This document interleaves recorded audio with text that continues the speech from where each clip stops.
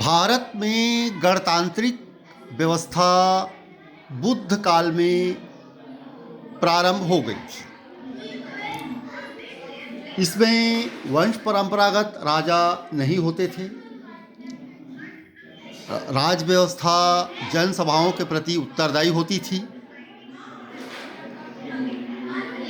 राजनीतिक सत्ता में भले ही बराबरी का हिस्सा नहीं रहा हो, लेकिन एक हद तक गणतांत्रिक व्यवस्था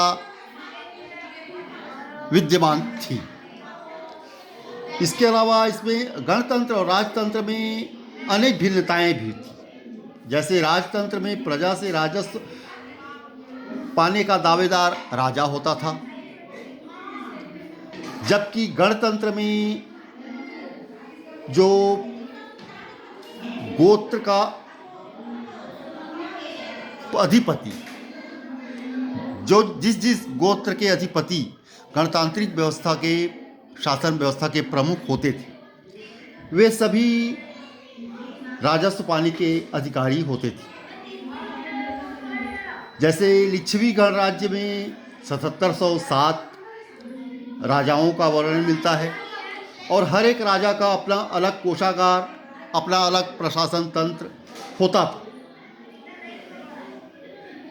उनकी अपनी नियमित सेना होती थी, स्थायी सेना होती थी, और राज्य सीमा के भीतर प्रजा के समूह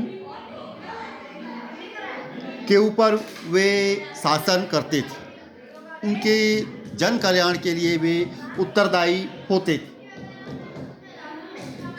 लेकिन कबायली अल्पतंत्र में राजा की अपनी स्वयं की छोटी सेना होती थी।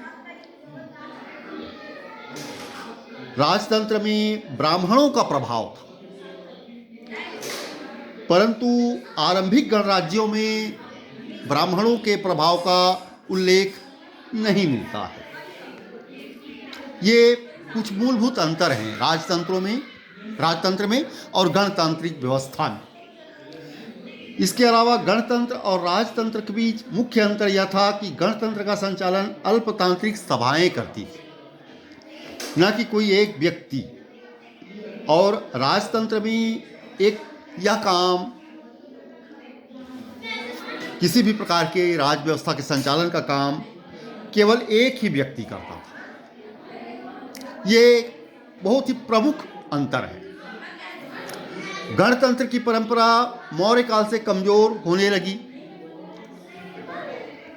मौर्य काल में भी एक तांत्रिक राज्य कहीं अधिक मजबूत और प्रचलित थे, लेकिन उस समय इनकी व्यवस्था कमजोर होने लगी, क्योंकि मौर्य प्रभावशाली हो गए, शक्तिशाली हो गए। वे एक राष्ट्रीय राज्य की स्थापना करने में सफल हो गए। संभवतः प्राचीन मनीषियों ने राजतंत्र को ही प्रचलित और उत्कृष्ट शासन व्यवस्था माना।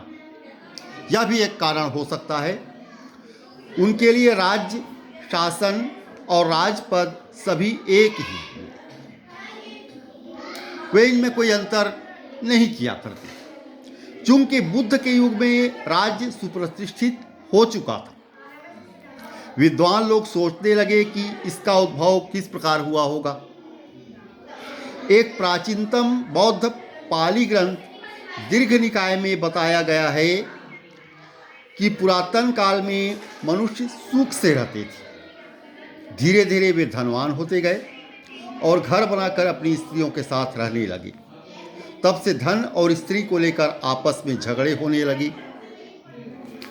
ऐसे झगड़ों को दूर करने के लिए उन्होंने एक व्यक्ति को अपना प्रमुख चुन लिया, ताकि वह शांति व्यवस्था स्थापित करे और लोगों की रक्षा करे। इस रक्षा के प्रतिफल में उन्होंने अपने प्रमुख को अपने धान्य में से कुछ देते रहने की प्रतिज्ञा की। वही प्रमुख राजा कहलाने लगा और इसी प्रकार राज्य का जन्म हुआ। इसलिए ऐसा प्रतीत होता है कि प्राचीन ग्रंथों में राजा को, राजतंत्र को सुप्रतिष्ठित करने की चेष्टा की गई, और इसी को ही ऐसा कारण नहीं माना जा सकता गणतांत्रिक व्यवस्था के कमज़ोर होने का, लेकिन यह भी एक कारण रहा होगा। लोग प्राचीन ग्रंथों का अनुसरण करते थे। लेकिन जो भी हो, मौर्य काल में गणतंत्र की व्यवस्था कमज़ोर होने लगी थी। धन्यवाद।